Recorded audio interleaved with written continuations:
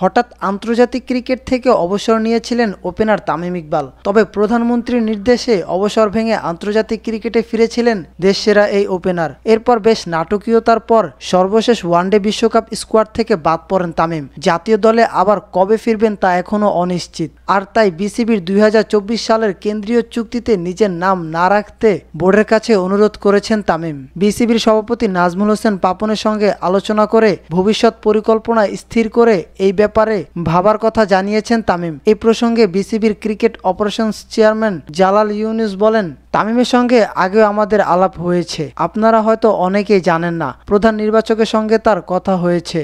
আপনারা জানেন যে আগামী মাসে সভাপতির সাথে কথা বলার কথা আছে তামিম ইকবালের প্রধান নির্বাচনের পর। তিনি আরো বলেন, তামিম চাচ্ছিল তার পরিকল্পনা নিয়ে আলোচনা করবে। তার ভবিষ্যৎ পরিকল্পনা কি, সামনের দিনে কিভাবে এগিয়ে যাবে তার নিজস্ব একটা পরিকল্পনা আছে। তার আগে যেন আমরা তাকে চুক্তিতে না রাখি। সে চেয়েছে এখন না রাখতে।